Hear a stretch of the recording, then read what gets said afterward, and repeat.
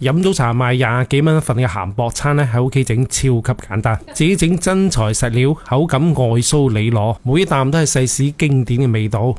今日分享家庭版嘅鹹薄餐，做法超級簡單嘅，全部材料喺齊晒呢度啦。首先倒200克嘅水磨糯米粉，每個牌子嘅糯米粉受水程度唔同嘅，白沙呢個牌子咧就啱啱好嘅。白沙呢嘢有20幾年嘅老品牌啦，除咗做鹹薄餐之外，做各種中式嘅糕點咧都好好用㗎。再加20克嘅粘米粉。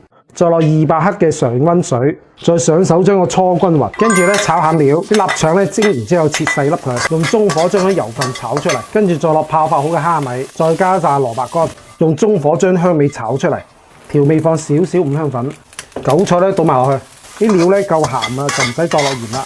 炒熟之後將佢當起身備用，唔使放咁多油嘅。跟住咧就可以放粉團啦，用細火慢慢煎下，千祈唔好心急，慢慢撐。如果你太用力咧，好容易撐爛嘅。但係想撐得又薄又靚咧，一定要有耐心啊！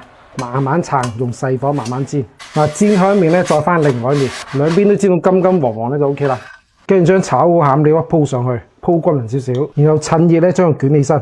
凍咗咧會變硬嘅，一定要趁熱捲。再將佢切細塊，自己整鹹薄餐咧好足料嘅。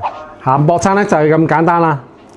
食得好煙咁啊，真係好食過早茶嗰啲啊！大家快試下整，超正。我係小喵爸爸，記得準時食飯，點個讚。